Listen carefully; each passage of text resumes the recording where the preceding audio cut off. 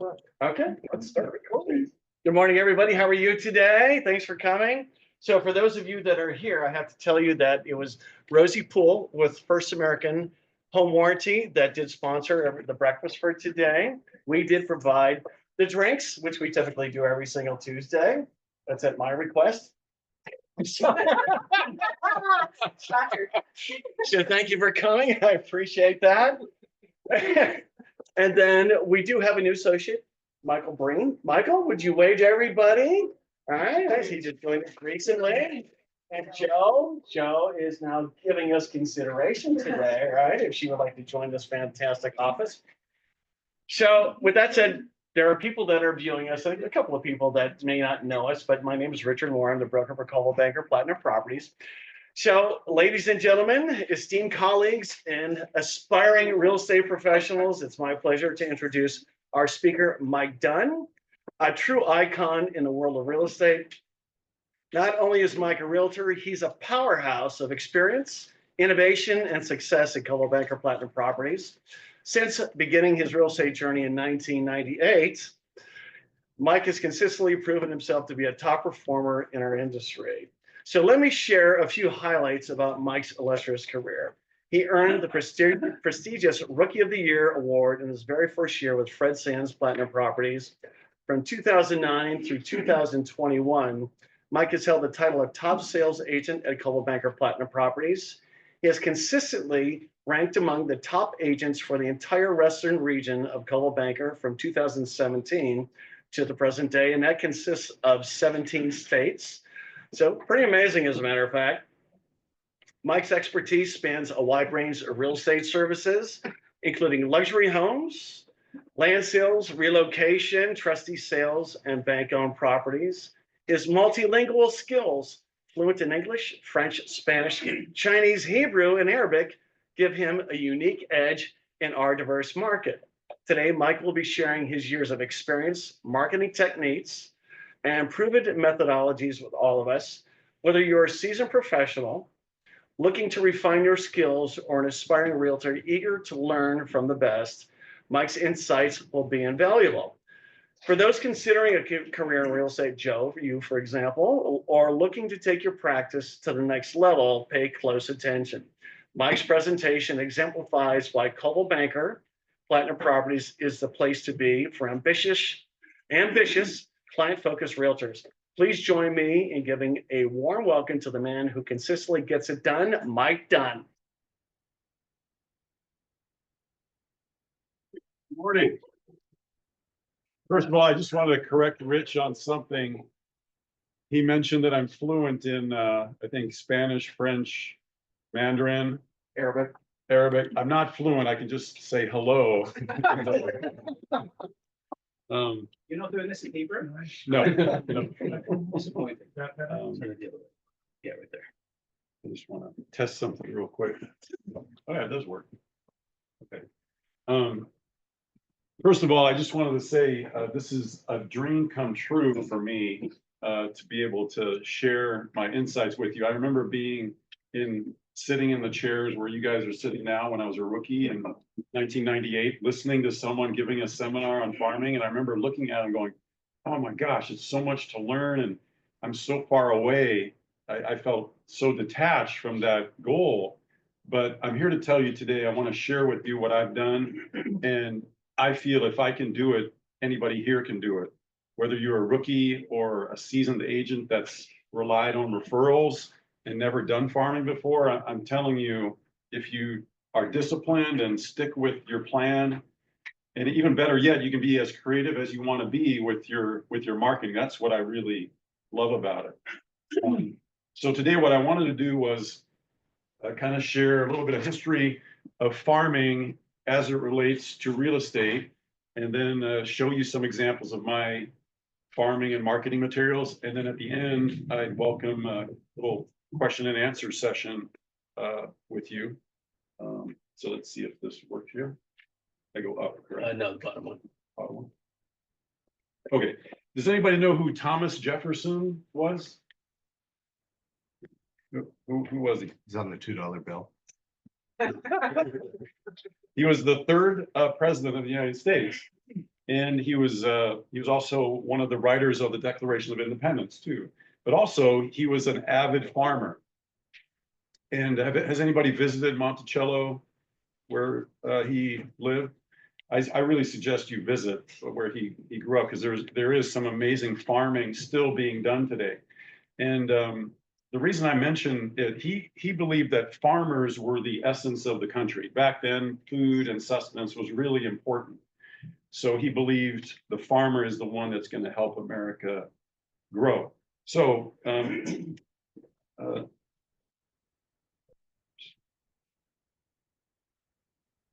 also, he believed that farmers were the essence of everything. So when you farm, you're part of the earth. You gain a lot of happiness. You have good morals because you have to be disciplined and things like that. So he thought, well, this was the original United States, and he said, you know, we've got to expand the United States, get more land, partially for more farming land to help feed the growing country. So this kind of intertwines with real estate farming. He hired two agents, Robert Livingston and James Monroe, to go door knock at the Versailles in France and talk to Napoleon. So what they did is they approached Napoleon and said, listen, we'd like to make you see if you're thinking about selling it all. And if you want to sell, we'd like to offer you $10 million for this piece of land. So Napoleon said, well, let me think about it. He was in a battle with the British at the time. So he kept on thinking about it. He said, you know what, I got to get rid of this land over here because it's taking away from my fight with the British in Western Europe.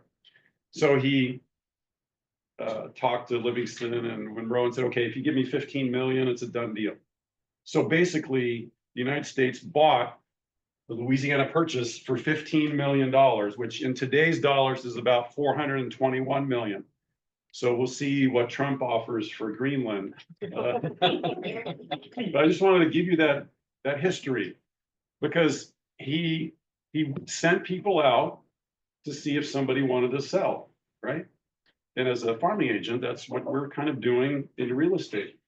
So I wanted to take a minute and just show you, as far as farming goes, let's say we plant a seed and it grows, right? What does the seed need to grow? Water. Okay, water. Okay, we'll put a little water on here. Okay. So the water will make it stay alive. If we're consistent with it once a week, it'll stay like this, right? Is there anything we can add to it to make it grow faster? Fertilizer. Okay, we got some Miracle Grow. We'll add a little fertilizer to it. That's going to make it even healthier and probably grow even more. Also, you want to check the water level with your moisture meter too. Make sure you're not overwatering. If you really want to take it up a notch, you can use some leftover Starbucks espresso bean grinds and add it to it. So that'll really enhance it. And then at nighttime, if you had a sun lamp, it would still grow 24 hours a day, basically, right? So all these nutrients you give to the plant makes it healthy. If we just let the plant sit and we don't do anything, it's going to turn yellow and it's going to die, right? So all these nutrients that you put into a plant, you can do the same thing in real estate. Branding. So if I have a runny nose and I need to stop it, what am I going to get? Kleenex is what you wanted me to say. Kleenex, yes, good job. Kleenex. That's a form of branding. When you mention the actual product, you've done a good job of branding yourself. Same thing in the old days when we made copies. Hey, can you make a Xerox for me? Same thing, right? So what I have done in my career, hopefully there's no. Change. You know, it's that kind of party. I didn't tell Rich about this earlier, but so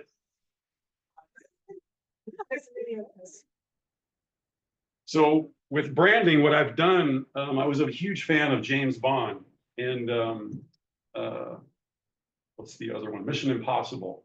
You know, I love those movies. So when you see someone in a tux, you kind of think, hey, there's something special going on, or you're service oriented, or you're sophisticated, you're trustworthy. You're gonna get, like when James Bond shows up, everybody kind of feels like, okay, he's gonna save the world or get something done, right? So what I did is I marketed myself with my tuxedo. And when I first started, I said, hey, I'm at your service. So, you know, when you see me in a tux, you feel, hey, I'm here to help you, right? So in my marketing, I try to brand myself in my tuxedo. Now, I used to be a baseball player. I was a pitcher, and I had this dream as a kid of being on the cover of Sports Illustrated. So the beauty of being a farming agent in real estate, you can do whatever you want. So I made up my own Real Estate Illustrated magazine, right? With me pitching, and I use terms from baseball, like it's the bottom of escrow, contingencies are all loaded, 3 hours, 2 minutes to recording, time for the closer. That's a play on baseball, you know, 3 and 2, 2 outs, bases loaded, here's the pitch. So I tried to make people look at my branding materials and kind of raise their eyebrow, maybe laugh, or save it for later. So you want to catch them and get them to notice your materials. This is my business card.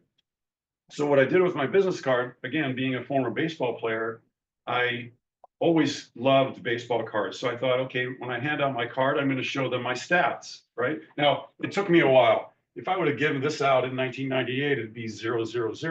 So it takes a while. But year by year, I show them what I've done. And when you hand it to someone, and I found with me, they kind of go, oh, wow, this is kind of cool. And that's what you want, just a little 2 or 3 second where they notice you, where they, okay. So branding is really important. You want to let them remember something special about you. And all of us have something special to offer. You just decide what you want to be remembered for. But the main thing, it's all real estate related.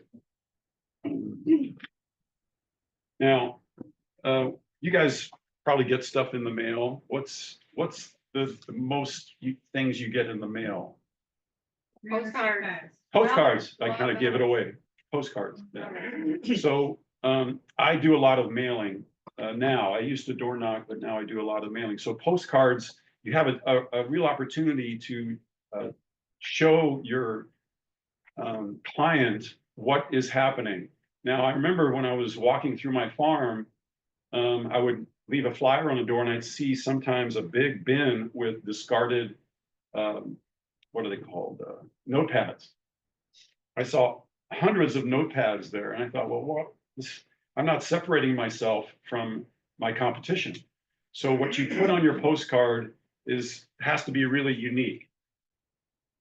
So what I did is I went to the gym one day, and I had my photographer take pictures of me working out at the gym in my tuxedo, as if I'm in training for my next real estate mission. Of course, nobody's going to go to the gym and work out.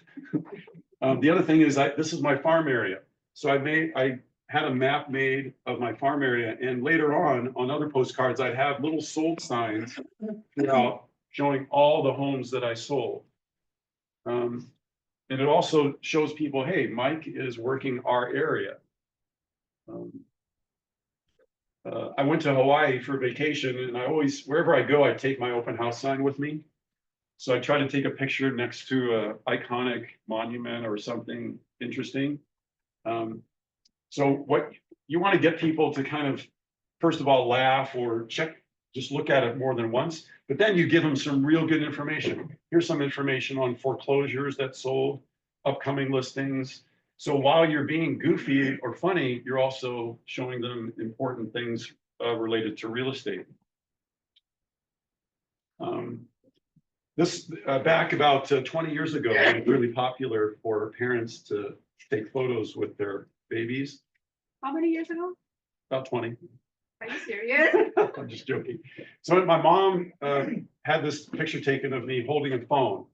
So, you know, in politics, you see a lot of politicians holding babies and things like that. It's kind of, everybody goes, aw, so it gets people's attention. However, the message is real estate related. So here I'm talking about some rental properties, what the rate of return is. But you want people to do something where you get their attention, so they pay attention to your message. Remember during COVID, you'd go to a restaurant and they have a QR code because there was no paper menus. So I did something related to this, real simple, where you scan it and it goes to my website. I like that. Would you trust this man to sell your house or help you find a new one? And I put serving you since 1963. You want to just have people remember you. Now, another important thing, before I became a real estate agent, I was a baseball coach. And we had a baseball camp business. And what I found is if I got in good with the team mom of the little leaguers, they would recommend their team to come to my baseball camp. So part of your farming should be community involvement. Now, if you're just starting off and you don't have a lot of money and you can't donate, just donate your time. Maybe call the PTA and say, hey, I'd like to pass out food at your next event, something like that. Because when you're in the community, it's a time where people are relaxed. They're usually with their kids, they're having fun, and they see you there, they remember you. So I try to be involved in my community as much as possible. These are some clients of mine. We took a photo after we closed their house. The reason we're in the tree is the kids loved climbing up in the tree. So I did something kind of goofy with them. I sponsored the Timberwolf 5K. And I actually ran in it. This is another thing that part of your branding, you have to stay in shape if you're going to be like 007, right? So there's some responsibilities there. So the Timberwolf 5K was a great event. People are relaxed when they show up there. It's fun. They see their friends, and if you're part of it, you're in the in crowd. Another thing is I sponsor a little swim team in Northwood. And I put this on my postcards. So when I send them information on real estate, they see kids swimming and me there. So it gives them a feeling of goodwill, not just all straight business. I also sponsored the Harvest Festival every fall where people bring potluck with them. They get to meet you in a relaxed manner. This was kind of a special event. I paid for an interview on the radio, and I sent a flyer out saying, hey, if you listen to the radio station at this time and you answer these questions, you could win GMC Yukon. Now, at the time, my Yukon was about 19 years old. It was on its last tires. So I was going to get rid of it anyway. So somebody who won it gave it to their grandson, who lives in my farm area.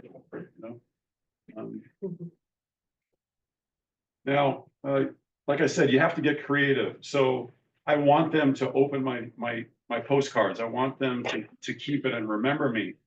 So I put exposed as if it was some kind of criminal thing. It's drama. Thousands of dollars gambled on the Irvine, Newport, Laguna Beach Ranch. Caught in the act. Repeat offender. Here's a picture of me donating some money with a big check. Caught on camera doing the unthinkable. I try to get it so that they'll look at it and then they'll see it's really kind of funny. Now, the other thing that's really important is once you have a transaction, you notice the photo I had with the family, you want to take a picture with them or get them to give you a testimonial about who you are, what you did for them. What I've noticed is a lot of people will put like Joe R or Jane D. They won't put the last name. I'm not sure why. Maybe Rich knows liability reasons or something. I don't know. But I always put their name, and I want everybody to know it was a real person. And here's another tip too. On Rent Spree, when you're doing a lease, people can leave a comment about you. Have you guys noticed that on Rent Spree? And they just check a couple little boxes, and it'll be like 5 stars for service or marketing. So I use that as well on my testimonials. These are postcard shelves, which means the front of the postcard, I make thousands of copies, and on the back, it's blank. So I have my testimonials listed. These ones at the bottom are from Rent Spree. 5 stars for market expertise, local area knowledge. And I put their name there. So this is on the front part of the postcard, and on the back, I'll put whatever message I want. And you want to send that over and over again, because it lends credibility to you. Now, this is an interesting one. In 2009, I had a listing, and I put on the listing, hey, if you buy this, I guarantee you in 5 years, it's going to be worth more than you paid for it. Well, a reporter for the Irvine World News saw this and gave me what's called a Listy Award. I don't know exactly what that meant, but she said, wow, this guy has a lot of guts to say, if you buy this, you're going to make money on it. Now, this was 2009 when the market was pretty down. So what I did is I took what she said in the article and put it on a postcard and mailed it out. So whenever something good is said about you, embellish it, like not embellish it, but just use it to your advantage. Now, market changes. So when I first started, I'd say Irvine was maybe 30% Asian. As of last year, I think in Irvine, there were 2,200 transactions. About 1,182 of those were Chinese specifically. Specific Chinese buyers that closed deals. That's just with Chinese. Now, if we put Korean and others, it's going to be way more than that, probably 80%, 70 to 80% non-Caucasian. The reason I mention this is, as both a farmer, when you're trying to keep a plant alive, or as a farming real estate agent, you have to be able to adapt to different situations. Maybe about 12 years ago, I went to Barnes and Noble and bought a book on Mandarin, Korean, and Vietnamese. About a day later, I said, I can't do this. I can't learn all these languages.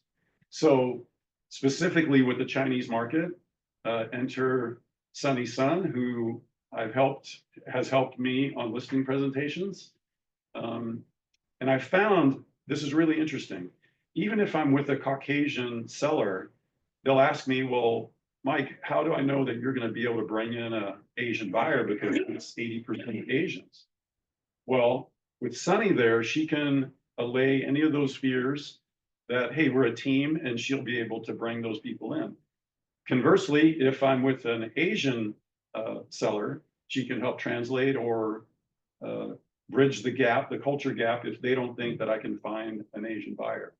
So as you adapt, as you go through your farming, you need to be aware of changes in the market and adapt to it if you want to stay ahead of everyone else. So we did this postcard for a Lunar or Chinese New Year, where on most of my postcards now, I have something in Mandarin, because in Northwood Point specifically, it's about, I'd say 75% Chinese in my farm area. And then also I gave out, I had a little contest, gave out a gift certificate. Jim is, I think, Taiwanese. No, he is Chinese. Chinese. So we went to his house and did a little photo opportunity, handing out an award or a gift card.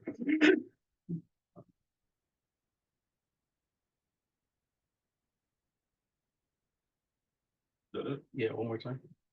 Oh, so the other thing is in our videos for my listings, I'm trying to appeal also to whatever the buyer is at the time. So this is the ending of one of our videos we did. Oops. I did it twice. Just one time. Let's see here. Let me click on it. Oh.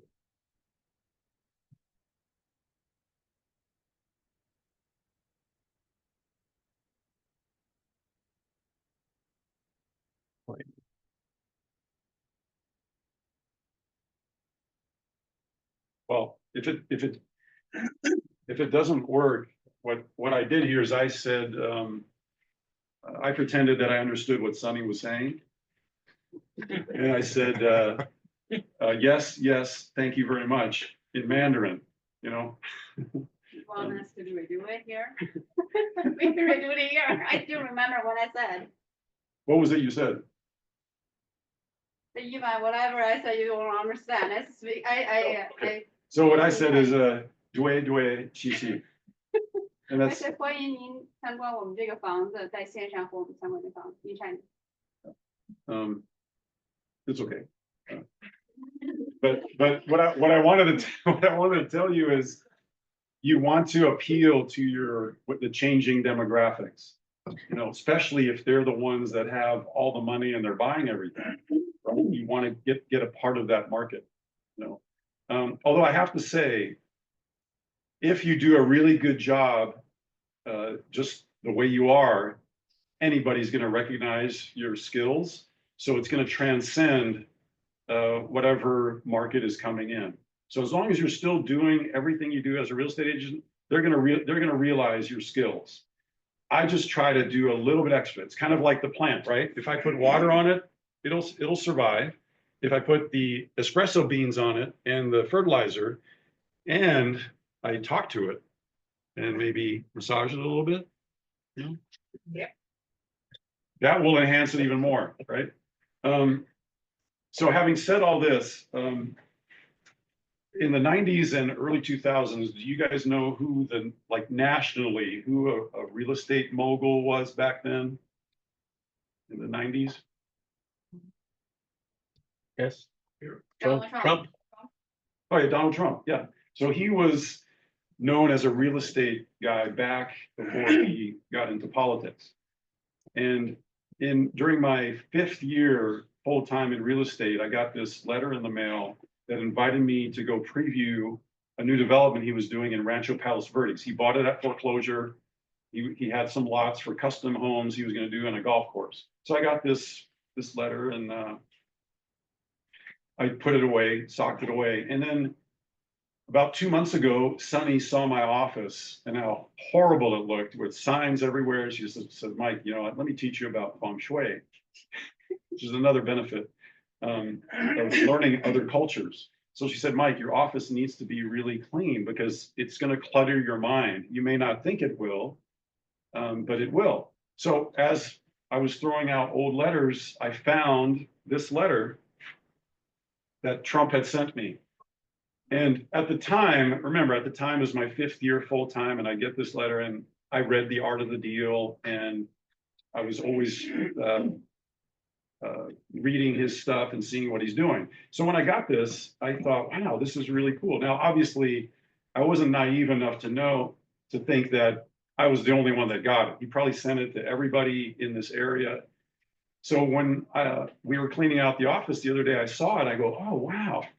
I got to use this. He just got elected president. So what I did is I put this on the front part of my postcard on the shell part, and the back is blank. So it says, even the 47th president of the United States trusts Special Agent Dunn with his properties. I did check with Rich and there's no liability there. I don't have a listing agreement signed with it or anything. So here's the interesting thing. The reason this is under challenges is sometimes you push the envelope a little far without knowing it. So after this arrived, I got a letter from somebody that lives in my farm area who I've known for 15 years. He really respects me. And then 3 other people sent me these kind of disturbing text messages. So I was driving one day and I saw one of the text messages and I thought, you know, I've got about an hour drive here. I'm just going to call him back and talk to him, you know.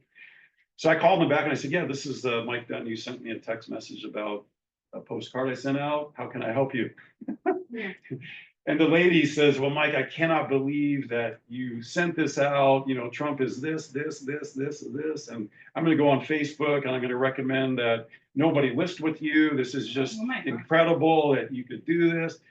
And I said, well, you know, I just want to let you know, I did get this letter from him back.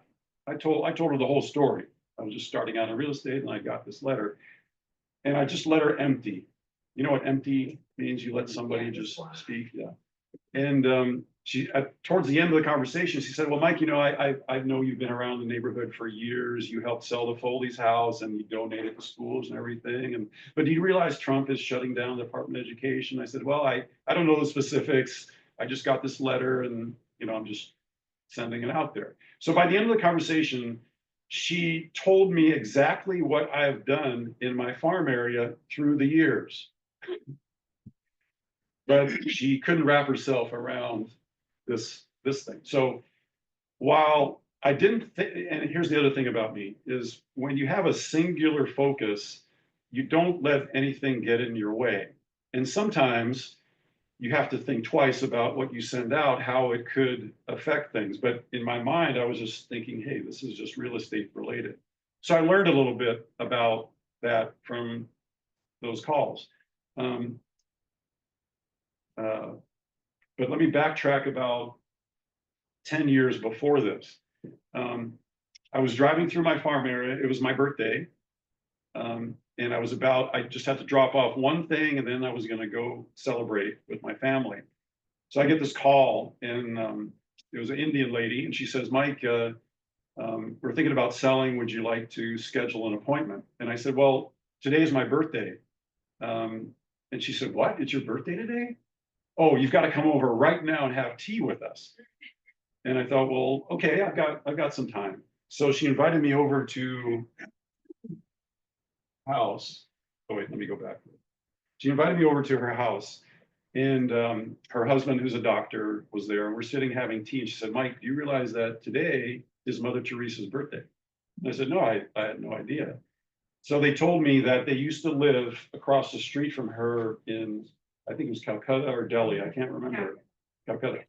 So they said they knew her and everything. And I said, wow, that's kind of interesting. So after I found that out, I started reading about her, and she's really an amazing human being. She's basically a saint. She is a saint. I think she was canonized. So after I heard about her, I started reading about her things. And and after this Trump thing happened to me, she has a couple great quotes. She said, if you are kind, people may accuse you of selfish, ulterior motives. Be kind anyway. If you are successful, you will win some false friends and some true enemies. Succeed anyway. If you are honest and frank, people may cheat you. Be honest and frank anyway. What you spend years building, someone could destroy overnight. Build anyway. The good you do today, people will often forget tomorrow. Do good anyway. So my point is, whatever you send out, there's going to be people that aren't going to like it. There's going to be people that are going to love you. So whatever you do, just do it with passion anyway, because you can't control what other people are going to do. Now, who knows? I may have lost a few listings. I may have gained some others who really like me. But if you were, say, a photographer, and Ansel Adams sent you a letter saying, hey, you're doing a really good job with your photos, you'd probably use it to up your business, wouldn't you? Yeah, definitely. If KPMG Pete Marwick calls Rich and says, hey, I hear you're studying to be a CPA. We've heard some good things about you. Can you help us out? You'd probably advertise that when you're getting a job, right? Things like that. You want to use things that will help you with your business. It lends credibility to your business. I'm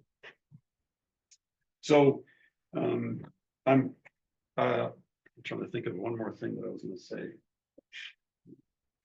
But anyway, that's in a nutshell my marketing and my farming ideas. There's much more to it. There's door knocking and things like that, but I wasn't sure how much time I had today. But does anybody have any questions? Yes. You said at the very beginning that you used to do door knocking and you don't anymore. You do mail outs instead. But when you started, door knocking is time intensive. It's not cash intensive. So that's one of the benefits of it. I'm interested to know how effective it was and what was your approach when you knock on somebody's door. What do you say to them? Yeah, so that's a great question. By the way, when you're if you're a new agent, door knocking and phone calling, it's the cheapest way to go. What I would always do is I bring a sheet of the comparable sales with me. And when I'd knock on the door, I'd say, yeah, my name is Mike Dunn with Coldwell Banker Platinum Properties. I was just seeing if you or any of your friends were interested in selling. Most of the time they'd say no. And then I'd say, well, here's a list of the most recent sales in your neighborhood. Would you like me to keep you up to date via email?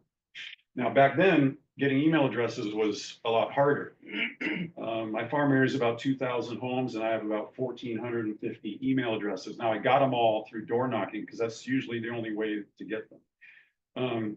Door knocking was very effective because they see you face to face. And oftentimes I was invited in to talk to them and they go, oh yeah, we get your stuff and yeah, come on in. And, but I recommend it. And also there's a way to do it too. So if you have a double loaded street of homes, you want to crisscross the street. Don't just go here and then up. That's more efficient to go up and back, but crisscross, because I found a lot of people are at home during the day. And if they're working, they'll notice some movement outside their window, they'll look and see you. And when they see you, there's the perception you're working. If you're walking, passing out flyers, you're working. The visual is clear for them. But I highly recommend it, especially now, because we've become a little lazy with emails and social media, things like that. So if you're out there door knocking, you're going to stand out. Yeah. Were you in a tux while you were door knocking?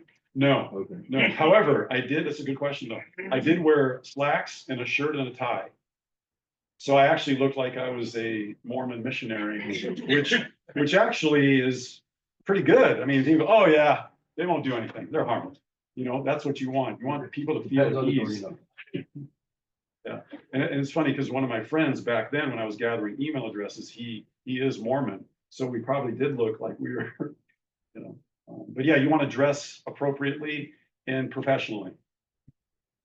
So after how long of you door knocking or farming, sending out marketing pieces, did people start recognizing you out in the streets or at the store or at the local park? And hey, aren't you Mike Dunn? Yeah. Actually, probably after about 5 years or so. And this is interesting. I think I've told this story before. At the bottom of one of my mailings, I say something like, dance like nobody's watching, sing like nobody's listening. I forget, I should know this. I should have this by heart. So anyway, I'm putting my open house signs out one day, and there's a guy about 50 yards away with 2 grocery bags. He just walked from the grocery store. He said, hey, Mike, I'm dancing like nobody's watching. And I thought, wow, it just totally made my day because they read my stuff, you know? And that's the thing, you don't realize they pay attention to it. So if you send out something really dramatic, they're gonna remember it. So frequency in regards to your farming activities? I try to do something once a week. Nowadays, it's mostly mailings. So either a postcard or a brochure. Every once in a while, I'll pass out flyers. But mostly nowadays, it's just mailing. Is that more efficient because you already put in the legwork, doing the door knocking and things like that? And you've done the branding, so the mailing just kind of refreshes it? Or like if we just went straight into the mailing side of things, do you think it would be equally as effective? I think if you go straight into mailings, it's equally as effective. But if you're just starting out, you want to set yourself apart. So being face to face really sets yourself apart. Also, passing out flyers is really good too. Because whenever you're passing out flyers, you're going to see somebody there and they're going to see you and they're going to connect you to when they come home, see the flyer. Oh yeah, I just saw him walking around. Again, the perception is you're working if they see you. Yes. I have 2 questions. How do you keep up with that many contacts on your follow-up? And what is a good tactic to remember, or do you use a system to remember those you have spoken to? How do you keep your notes? So I have the ACT program. I've had it now for 20 years. I don't use it as much anymore because I don't necessarily have to, because people are calling me. However, when I did door knock, what I did was I sent a thank you note to the people I met as a follow-up, and then I got their email address, and then I added to the ACT program. So every month I get a notification, because I used to try to be out there once a month. But any program is good. I'm not too familiar with the newer ones. But yeah, that's what I use. So I noticed on everything you were showing us, I see no mention of what you charge. Yes, so I don't, And yeah. then when you, so if you would address that, then when you go into listing presentations, how do you address commissions when that discussion comes up? Because it must be. So I notice, I see what my competition is doing. I see some flyers for 1%, things like that. So when I go on a listing, so when I go on a listing appointment, the commission will come up and I'll tell them how much I charge. And they say, well, so-and-so says they only charge 1%. And I said, well, that's a little deceiving. That's maybe your side of the commission, but they're going to offer something to the buyer's agent. So in reality, it's probably 3.5, something like that. Nowadays, it's a little bit more wide open with the changes. But what I immediately do is tell them what I've done for the community. Tell them that as a farming agent, this is really important. As a farming agent, you care more about what the sales price is going to be for your client than a fly-by-night agent, because you want the next deal. So what I tell them is, you can try to skimp on commission, but I'm telling you right now, I want to get you the highest price so that you recommend me to another client. That's the difference. As a farming agent, like this plant, you're invested, because if I'm raising a crop and everything dies, I don't make any money. So that's what I try to convey to the potential seller is I'm part of the community. I want your house to sell for its highest value. But yeah, I don't advertise what I charge. It's a case by case basis. Since Mike and I are in offices next to each other, I get to hear him, and I have to make a comment that Mike's demeanor is always very calm. It's rare that I see any frustration. If it's frustration, it's never with the clients. So his approach.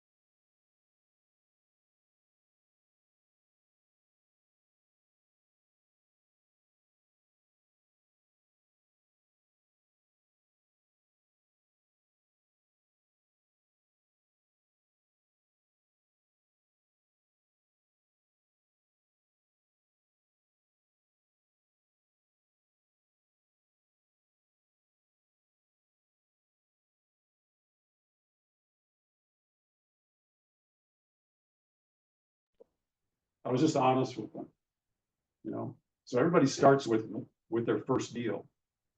Now, the main thing to remember is you have to be committed to learning.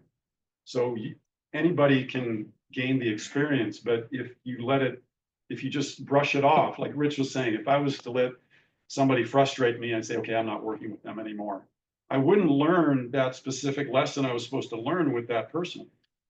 And there have been clients I've been frustrated with. And also when I was farming, I'd leave a flyer, they'd crumple it up and throw it at me. And at that moment, you can make a decision. You can think, well, this isn't for me. Or what I used to do was, as I'm walking away from their house to the next house, I'd look up and I go, God, okay, you're testing me, right? You want to see how much I hang in here. So I always play that game with myself, like it's a test. This isn't real. It's just a test to see if you go to the next deal. And if you play that little game in your mind, it just makes things so much easier. because you don't get attached to negative things. You actually accentuate the positive and look at the positive more, which in front of your clients, they'll really appreciate that. You know, but again, it's not an intelligence level, it's the experience. That's my firm belief. I believe anybody can do this. It's just a matter of you choosing to, and then, you know, navigating the bumps, because there are going to be bumps, you know. And there's one thing I learned when I was farming. So that used to be my office right there, that little, it was a storage room. And I would just do my calls every day. I'd do 100 calls. And then afterwards, I'd go to the gym, do my thing, go for a walk. But I always would do the things I still enjoy doing every day. You know what I mean? You still want to have a good balance. Because you can get burned out. Yeah. But 100 calls every day, the consistency, that seems to be the real secret here. It doesn't take, like I said, it doesn't take intelligence. It does take discipline. Now, I remember when I first started and I'd pick up the phone, I'd have to pump myself up because, you know, you're going to get rejected more than you're going to get accepted. But the more you do it, the more you realize, well, the sooner I make this call, the sooner I can get to my next deal and get a nice photo with the family in a tree, you know? For the new agents, what percentage would you recommend them to use out of their first commission check towards marketing? If they're committed to geographic farm, I'd take about 30% of it out. Yeah. Did you farm your personal neighborhood? How did you pick your farm? Good question. So when I was a baseball coach, I worked mostly in Newport Beach. So I thought, okay, I'm going to go for the big homes.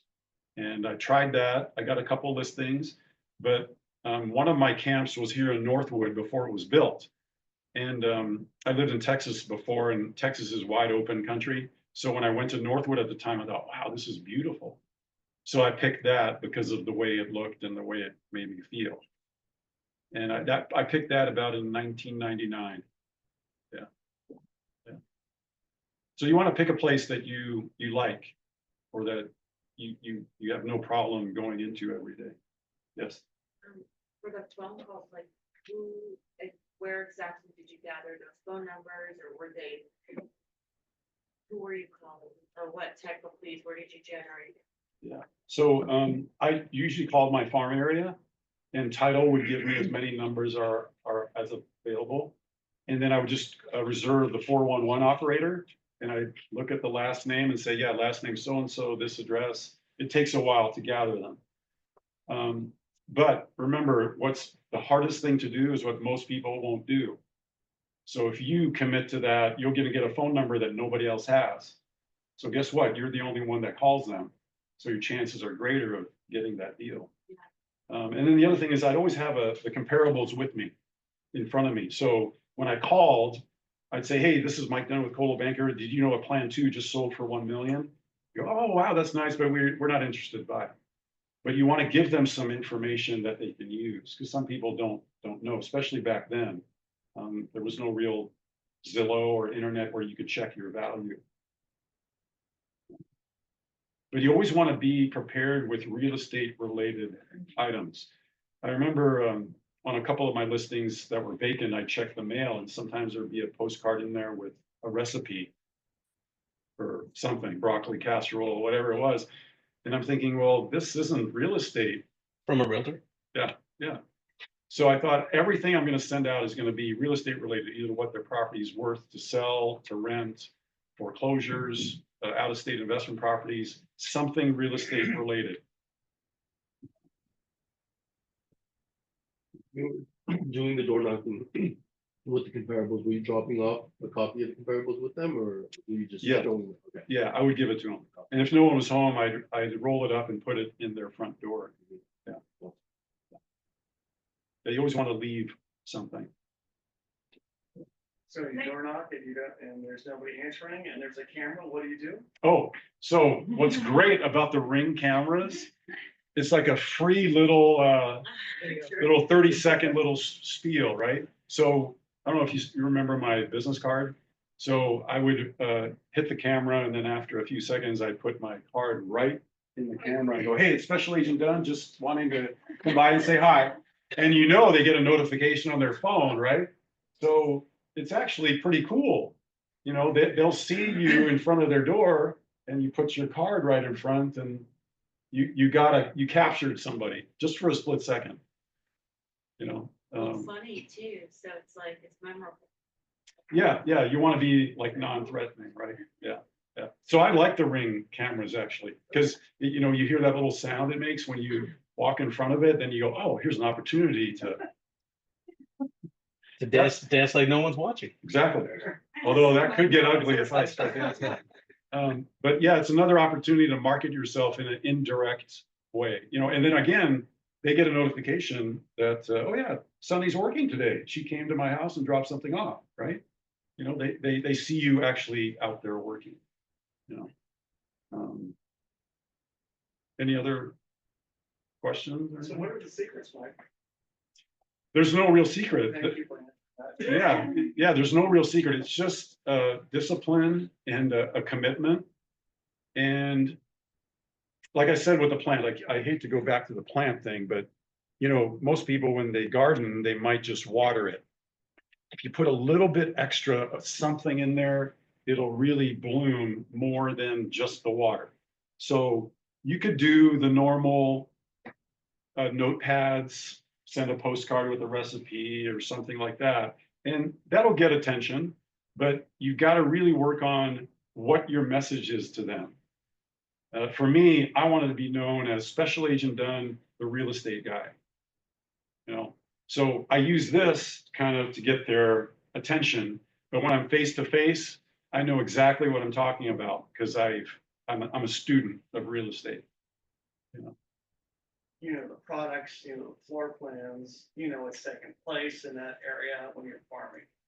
Yeah, and when I first started, you know, when you go to a brand new home development, the builders there, they have all the floor plans, Oh, yeah. maps and everything. So I put together in a binder all my farm areas floor plans. So when I was at an open house, I'd have it open to whatever listing that matched the floor plan. So people would come in and say, hey, what's this? I said, oh, these are all the floor plans for the neighborhood. And then they'd say, well, this house is too expensive for us, but do you have anything in the 500,000 range? So I'd immediately go, oh yeah, here's the floor plans for what's 500,000. Because in my mind, I forgot to mention also, I do a spreadsheet on all the recent sales, and every week I update it for myself. So if you ask me what's on the market, I've already gone through it. What's on the market, Mike? 14 Ivy Glen is really an amazing property. Backs to the trail, has a pool. It's incredible. Listed by Mike Dunn? Yeah. So by keeping up with what things are selling in your farm, and remember, the key is when somebody comes into an open house, any agent can go, let me check that for you, and they log in and do this. But imagine somebody walks in and you're still looking at them eye to eye, and they say, you know, Carlos, anything available for 500,000? Yeah, there's the 2-bedroom over here on Glen Air that's available. And you're just looking at them right there without checking anything. That's powerful. You know. What if you're new, like when you were newer and somebody asked you a question that you didn't know, you didn't have the answer to? How would you respond to that?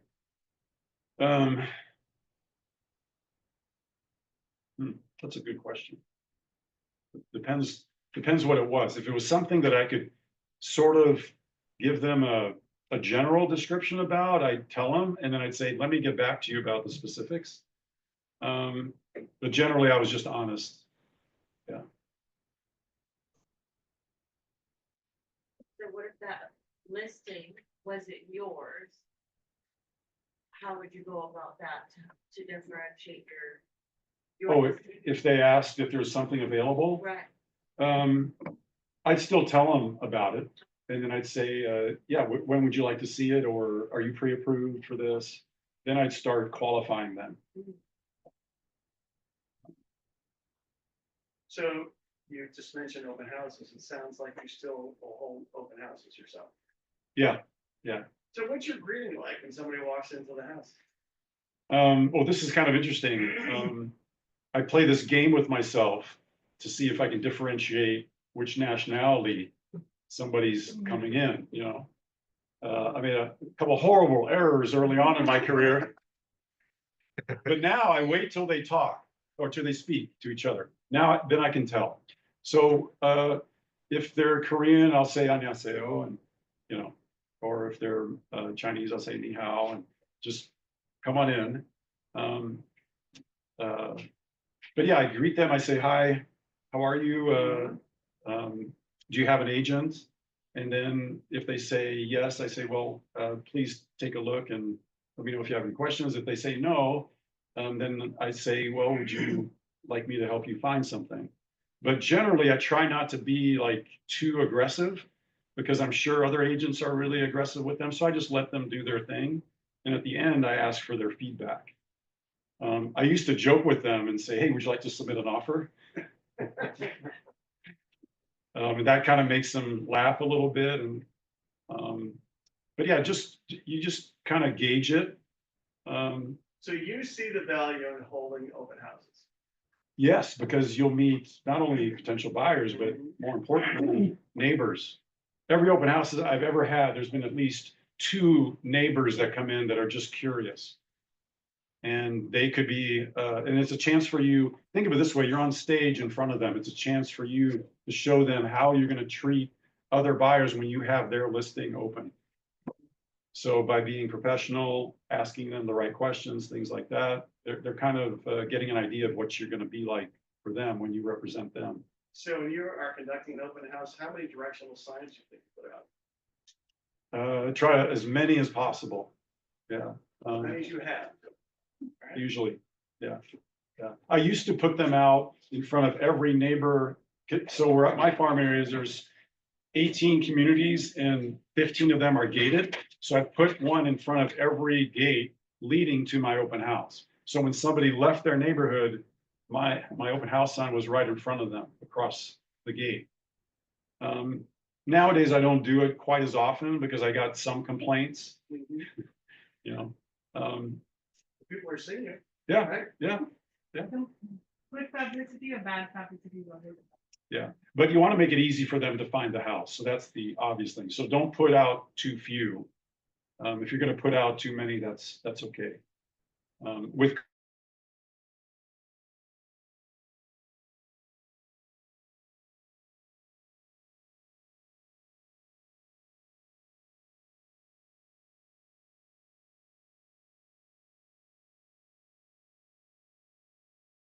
know if somebody's coming in that's qualified. Now, it also depends on how many listings you have. You could have a big workload and you don't want to have as many open houses. It's a good problem to have. But yeah, the open house, if you can have it, it's really good for your business. You get your signage out, free publicity, a chance for you to show them what you're like on stage, basically. You know, don't watch if there's an important game, NCAA basketball tournament. Don't be on the couch watching TV. You always want to be standing up. Now the other thing is this too. Let's say they're coming to the front door. You don't want to be right there and greet them. You can hear them coming. So you might be pretending you're fluffing some pillows or something. Have them see you first. And they'll say, hello. And I go, oh, hi. And then you approach them. You don't want to be like hovering over them. Very important. Same thing with door knocking too. Yeah. Why? What's that? Why? Because you want to make them feel comfortable. Like you don't want to be right there on them, you know? Yeah. So yeah, I would like normally step back. I don't stand by the door. But then I pretend as I'm working on my phone and maybe like scrolling on Instagram. And then I look up. Yeah, you could do that. You want them to see you first. It's kind of a sort of a power thing. They feel like they're sort of in control, you know, a little bit. Yeah. You always want to make them. I didn't see their approach. Yeah. Yeah. So when you're meeting people in an open house and they show interest or they decide they want to work with you, I understand the listing side, but buyer representation agreements, how do you approach that? So I'll tell them about the new rules that in order to present an offer, we have to have a buyer broker agreement. I usually make them feel more comfortable because they all know that if they'll have to pay me now. But I tell them, listen, I'm gonna do my best to get the seller to pay my commission, so you don't have to worry about that. So I try to allay their fears about that early on. How about in the other side? This is what actually my question. The buyer, how you would present to the buyer and make it easy on them because. Oh, you mean regarding the commissions? Yeah. Yeah, I'm gonna tell them, listen, most of the time, nothing has changed. The seller still offers a cooperating commission because we need that in our industry. So on the buyer broker agreement, I'll say, I'm gonna ask the seller to pay this much, but I'm not gonna ask the buyer to pay. So that they feel like, okay, yeah, basically. But I did learn something new. That if you get the seller to agree to pay your commission, if on the BRBC, that amount doesn't match that, the seller could not have to pay you anything. Yeah. So being an old dog, I am learning new tricks. Yes. So you do put it in writing then that Yeah. the seller will pay, but your buyer isn't. Yeah, I want them to feel comfortable that they don't have to pay me anything. So have you faced a situation where the seller didn't want to and that, do you ever have a hard time with that or did it go through? So far, every seller has paid me, not necessarily what I asked for on the RPA, but they've paid me. Yeah. Okay. Yeah. So in other words, I haven't charged any buyer to pay. Yeah. So do you find a lot of resistance from buyers when signing the representation agreement? Because it's still new for them. Yeah, I've had some buyers tell me, well, just on this property, I'll agree. That's fine. Yeah. But it's all part of sales technique, you just have to play it like just adjust with them, make them feel really comfortable. You could explain to them the new law and say, this is the way it is, but I'm on your side. I don't believe you should pay anything. You're already paying a high price. So let me try to get the seller to pay me. Don't worry about it. And then I have it in writing at the bottom that the seller will pay. Do they not ask you like, hey, if the seller pays you 2.5, can you split that with me? Yes, I've had that asked. Yeah. And then what do you say to that? Most of the time I'll agree to it. If they will use me on another transaction. Like I have one now, we put in an offer, he used me to sell his house. So he wants me to split this. And that's okay with me. But if you want a transaction. What is it? I forget the saying, but 0% of Better is better than 100% of nothing or something like that. Okay. Yeah. They also, see, I'm a little different too. I'm a listing agent. So most of my business is from listings, which basically everybody comes to me. Yeah. So, but yeah, I'll be flexible. I'll say, hey, if I do a good job and I give you, will you recommend me? And then I'll put them on my ACT program where I follow up with them. Say, hey, just a reminder, you have anybody that's looking to buy? Yeah. So The way oh, sorry. I'm sorry. Listing presentation, you have a discussion about commissions. Are you making them aware that it is simply they're only paying you and that buyer may be asking you to pay the buyer's agent's commission? How does that discussion go? So and this is something I did inadvertently with this new rule. I would charge my regular commission. On that box, it says seller agrees to pay. And then I'd say, and then I'd say, hey, we can still split it with the buyer's agent. Because in my mind, I'm thinking, okay, if it's 5%, we'll give 2 or 2.5 to the buyer's agent. But now I'm realizing, wow, this is all mine if I want it, right? So depends on the situation, but sometimes I'll tell the buyer's agent, hey, the seller doesn't want to pay you a commission. Can you get paid by your buyer? Because I've got 2 other offers and, So I've done that a few times where the buyer's agent gets the buyer to pay their commission and I keep the whole thing. But I try to keep things the way they've always been. Well, I'll split it just to make it easy, just to get the home sold. you know. Any other questions for Mike? No, well, Mike, thank you very much. So before we adjourn, I just wanted to tell you one last thing. You know, we all have the ability within ourselves to reach whatever level we want. But when I first started, my first manager was a farming agent, and he said, Mike, log into my computer and just do what I did. So I just, you know, and then when Rich, actually, this is almost our 20-year anniversary, isn't it? Yeah, it is. You're right. And I have to say, Rich is still as handsome as when we first met. But what I wanted to say is the support system is really important. Rich is very knowledgeable as a broker, very into the legality of things, doesn't want to be sued, despite our large E&O insurance deductible.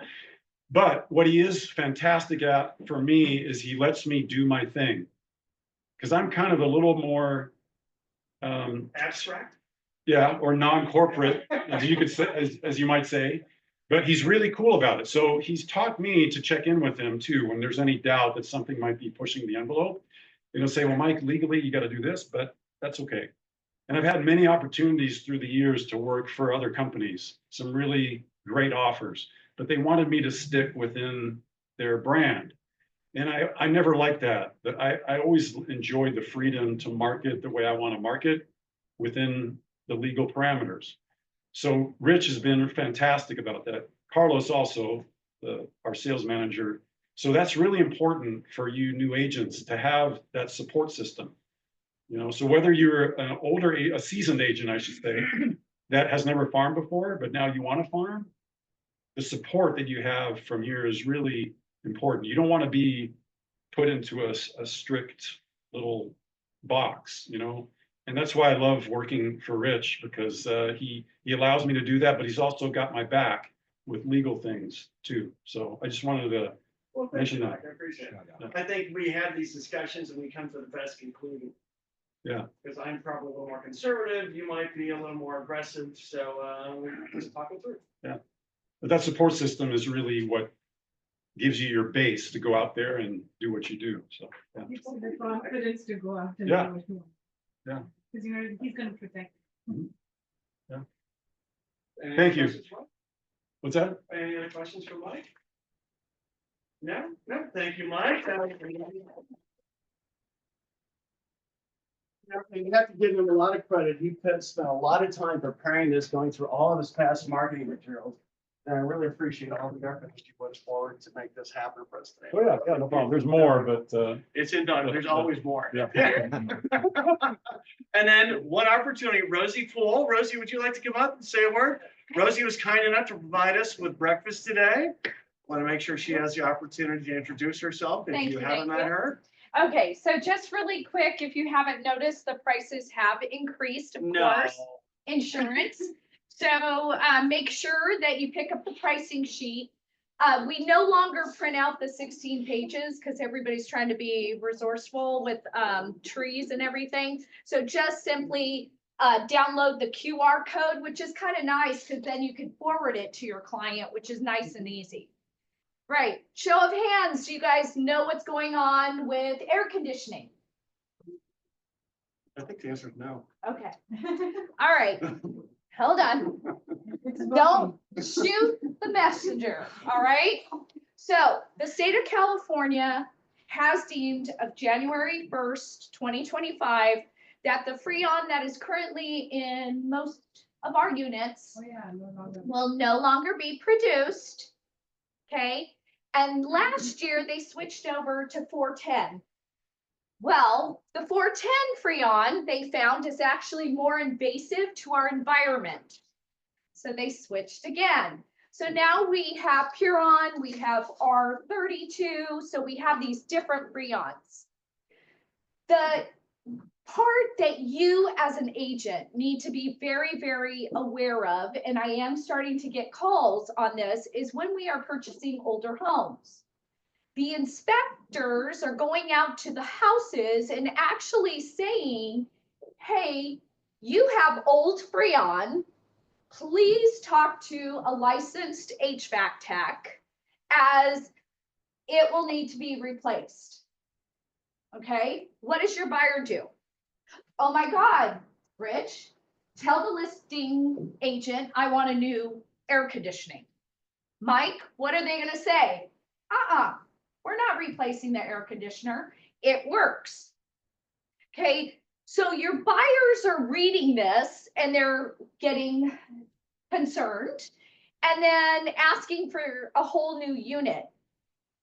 So what do? And how does home warranty handle it? If you have the old Freon, we can still fix it if it's simply a part. If the Freon is leaking and we cannot fix it, we do need to go for a full replacement. When we go to a full replacement, how many, show of hands in this room, think that it's 100% covered? Okay, thank you. Never is. Because that's half my battle. So home warranty does not cover 100% of the unit. The clause that insurance takes in any company is the failed part. So if the condenser outside and the evap coil are not working and failed, we will replace both of those. So we'll switch out the equipment and we will pay for the labor. But those systems are attached to the house, kind of like veins to a system into the house, so it all works together. Those are your homeowners out of pocket. Okay, so when it's out of pocket, we need to be more conscious on the home warranty side to make sure we're asking for the option of codes and more, because codes and more will throw in $1,000. So if they're non-covered costs, meaning homeowner pays $2,000, it reduces it to $1,000. That's a big deal.